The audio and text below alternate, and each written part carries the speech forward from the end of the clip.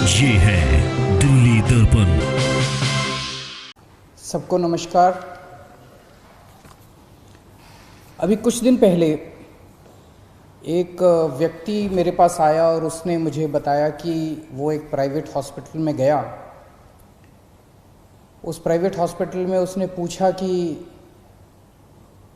उसे कोरोना की बीमारी है, कोरोना का बेड चाहिए। पहले उन्होंने मना कर दिया।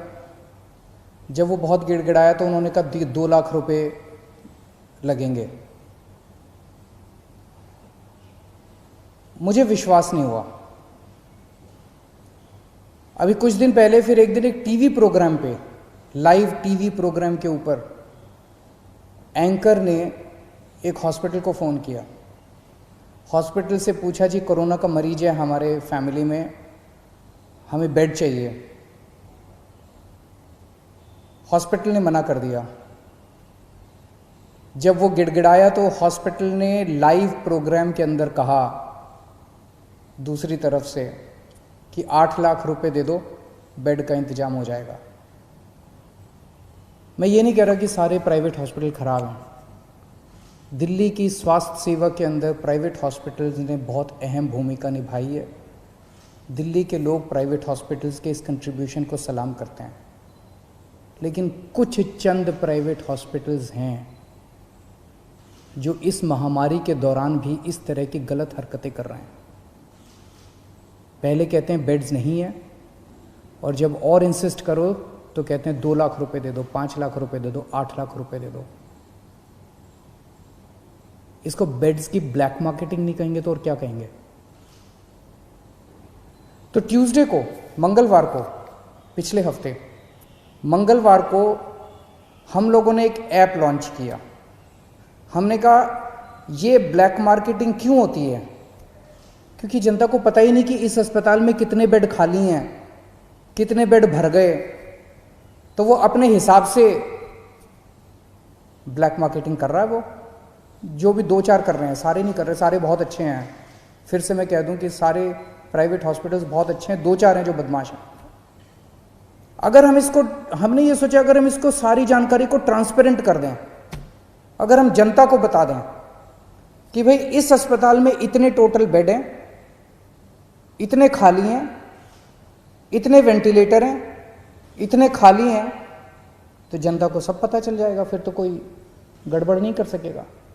और पिछले मंगलवार को हम लोगों ने ये ऐप लॉन्च करके दिल्ली सरकार का, और सारे अस्पतालों की लिस्ट डाल दी कि किस अस्पताल में कितने बेड है, कितने खाली हैं। और फिर तो जो बवाल हुआ, मतलब ऐसे टूट के पड़े कई लोग इसके ऊपर, जैसे हमने कोई गुनाह कर दिया, जैसे हमने ये इन्फॉर्मेशन डाल के गड़बड़ कर दी। अब लोगों को पता है कि इस अस्पताल का ये लिखा हुआ है, इसके अंदर 20 बेड हैं, खाली हैं 20 बेड, लेकिन ये बेड नहीं दे रहा। जब उसके पास जाओ तो कहता बेड नहीं है, झूठ बोल रहा है। 2 चीजें, इस बेड को अपडेट हम तो कर नहीं रहे, इन्हीं सबको हम लोगों ने पासवर्ड दिया हुआ है। तो उस ऐप के ऊपर अस्पताल खुद अपडेट कर रहा है कि मेरे इतने बेड खाली हैं, और फिर कहता है बेड नहीं है। तो दोस्तों, इसको तोड़ने में ये जो कुछ लोगों ने, चंद लोगों ने माफिया बनाया हुआ था, इसको तोड़ने में थोड़ा समय लग रहा है। ये पूरे के पूरे एकदम से रिएक्ट कर रहे हैं। इनमें कुछ चंद अस्पताल दिल्ली के इतने पावरफुल हो गए हैं, सभी पार्टियों के अंदर उनका पहुंच है, ऊपर तक पहुंच है। अंदर प्राइवेट में धमकी दी है उन्होंने कि हम नहीं कोरोना के मरीज लेंगे, जो करना है कर लो। मैं उनको कहना चाहता हूं, कोरोना के मरीज तो लेने पड़ेंगे तुमको। आप लोगों को दिल्ली में अस्पताल बनवाया था पैसे कमाने के लिए नहीं बनवाया था। आपका अस्पताल बनवाया था दिल्ली के लोगों की सेवा करने के लिए। ऐसी महामारी के दौर में मोस्टली अस्पताल सेवा कर रहे हैं, मोस्टली अस्पतालों का पॉजिटिव एटीट्यूड है। लेकिन जो 2-4 अस्पताल इस गुमान में हैं कि वो अपनी दूसरी पार्टी के अकाउंट जो बैठे हैं उनके जरिए वो अगर कुछ करवा लेंगे, वो अपनी ब्लैक मार्केटिंग करेंगे, तो उनको मैं आज चेतावनी देना चाहता हूं कि ये बख्शा नहीं जाएगा उनको। कल से मेरी टीम लगी हुई है, हमने 2-4 अफसरों को बिठाया है। जितने ये प्राइवेट अस्पताल हैं, जिस जिसकी लिस्ट है, जिस जिसको कहा गया है कि अपने अस्पताल में कोरोना की इलाज करो, एक एक के मालिक को कल से बुला रहे हैं, एक एक का मालिक आ रहा है, उनसे पूछ रहे हैं, उनसे साफ साफ कहा जा रहा है कि देखो कोरोना के मरीजों का इलाज तो करना पड़ेगा, इसके अलावा अगर तुम्हारी कोई समस्या है तो बताओ। इसके ऊपर कोई नेगोशिएशन नहीं होगी कि इलाज नहीं करेंगे, इलाज तो करना पड़ेगा। 20% बेड रखने पड़ेंगे। कुछ लोग कहते हैं जी 20% बेड कैसे रखे हैं, हमारी व्यवस्था नहीं है, तो ठीक है 20% मत करो, पूरे 100% बेड आपके कोरोना के लिए कर देते हैं। कुछ लोगों की जेन्युइन समस्या थी, कल से हमारी टीम कल 33 हॉस्पिटल्स के साथ बैठक हुई, आज बाकी सारे हॉस्पिटल्स कवर कर लेंगे, क्योंकि हम नहीं चाहते जिन लोगों की जेन्युइन समस्या है। जैसे एक हॉस्पिटल आया, उसने कहा कि हमारा जी कैंसर हॉस्पिटल है, कैंसर के मरीज आते हैं, वहाँ अगर कोरोना के भी साथ में होंगे तो दिक्कत होगी, ठीक है। तो उन्होंने कहा जी हमारा एक और हॉस्पिटल है जो जनरल है, हम उसमें 40% कर देते हैं, 20% की बजाय इधर का कोटा उधर कर देते हैं। बहुत अच्छी बात है, हमने उनकी बात मान ली। इसी तरह से किसी की कुछ और छोटी मोटी समस्या थी, किसी की और समस्या थी, सबकी समस्याओं का समाधान कर रहे हैं। बस एक ही चीज नॉन नेगोशिएबल है, हमारे दिल्ली के लोगों का इलाज करना पड़ेगा, कोरोना के मरीजों का इलाज करना पड़ेगा, इस पे कोई नेगोशिएशन नहीं होगी।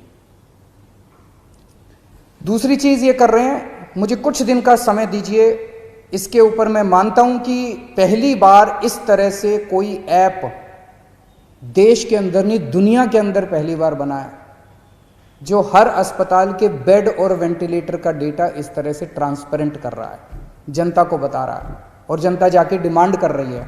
मुझे बड़ी खुशी है कि सारे टीवी चैनल वाले, सारे अखबार वाले फोन कर करके एक अस्पताल की रोज रिपोर्ट ले रहे हैं, कह रहे हैं इस अस्पताल को फोन किया उसने मना कर दिया, इस अस्पताल को फोन किया उसने मना कर दिया। लेकिन इसका कुछ थोड़ा बहुत फायदा भी हुआ है। ट्यूसडे को जब हमने इसको लॉन्च किया था, दिल्ली में सारे अस्पतालों को मिला के 2800 मरीज थे, और उसमें मैक्सिमम दिल्ली सरकार के अस्पतालों में थे। आज दिल्ली के 3900 मरीज हैं, 3900 मरीज हैं, 1100 मरीज ऐड हुए हैं मोस्टली प्राइवेट हॉस्पिटल्स के अंदर। वो इसी वजह से लोग, क्योंकि लोग अब इस जानकारी से सशक्त हो गए हैं और लोग जाके मांग रहे हैं। मैं फिर भी डिमांड करता हूँ, कुछ लोगों को तकलीफ आ रही है, मैं देखता रहता हूँ वीडियो, कुछ लोगों ने कहा कि मैं इस अस्पताल में गया, इस अस्पताल में गया, ऐप के ऊपर लिखा हुआ था। मैं आपकी जानकारी के लिए बता दूं, ये उन कुछ चंद अस्पतालों की बदमाशी है। कुछ दिन दीजिए मेरे को, अगर ये अस्पताल नहीं माने तो फिर हम सख्त कार्रवाई करने से बिल्कुल नहीं हिचकिचाएंगे। लेकिन मैं सभी अस्पतालों को बोल दूं कि आपको कोरोना के मरीजों की जांच तो करनी पड़ेगी।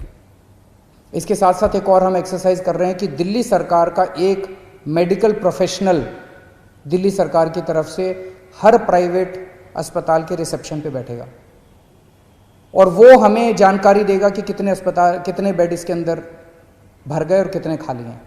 अगर कोई जाएगा तो वो इंश्योर करेगा कि उसको एडमिशन मिले।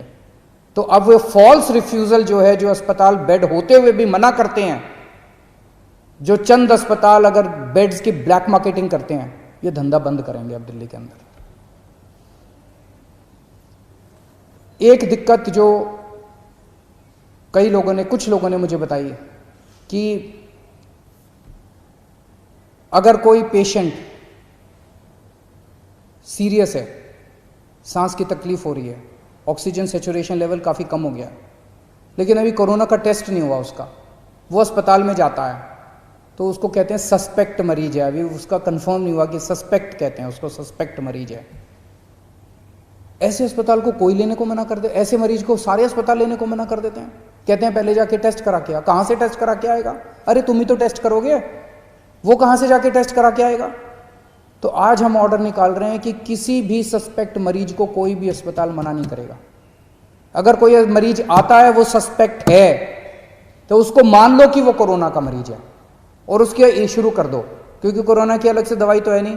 अगर वो कोरोना का मरीज है तो पीपी किट पहनना है तो पीपी किट पहन के उसका इलाज शुरू कर दो, उसको ऑक्सीजन तो दे दो, उसको बचा तो लो, उसकी जान तो बचा लो।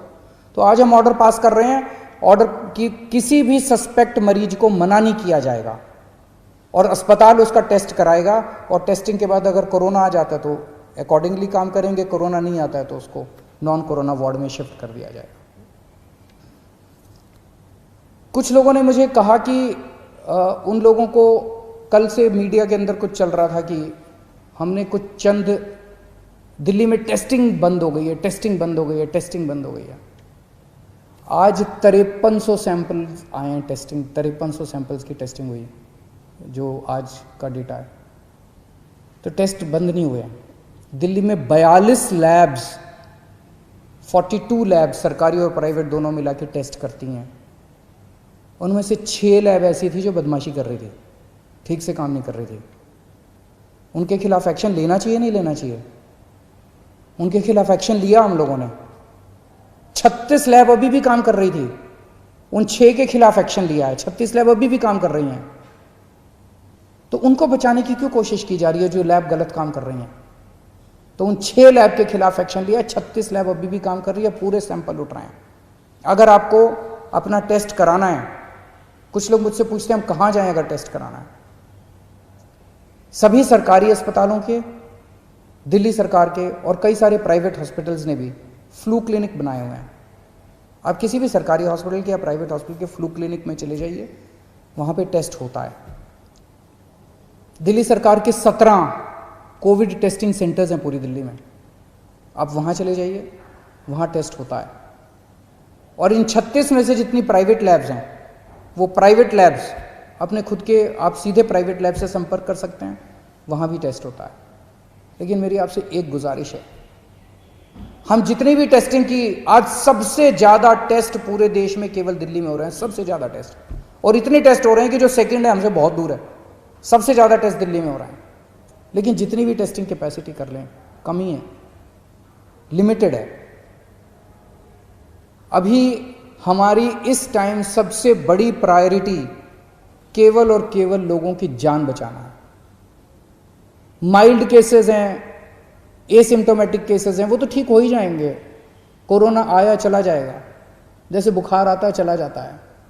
जो सीरियस केस हो जाते हैं, जिनका ऑक्सीजन सैचुरेशन लेवल गिर जाता है, रेस्पिरेटरी रेट बढ़ जाता है, उनको बचाना हमारा मकसद है।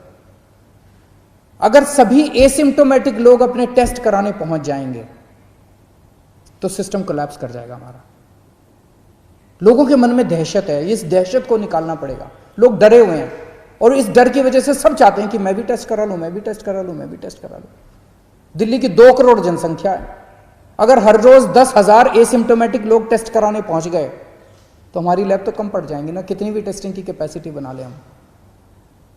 तो एसिम्टोमेटिक वाले प्लीज टेस्ट ना कराएं, इंसिस्ट ना करें।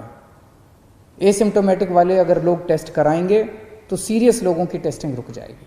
उन सब लोगों से मेरी गुजारिश है कि एसिम्टोमेटिक, जिनको सिम्टम्स नहीं है, कोई सिम्टम नहीं है, किसी तरह का सिम्टम नहीं है, वो टेस्ट ना कराएं। टेस्टिंग की कोई प्रॉब्लम नहीं है।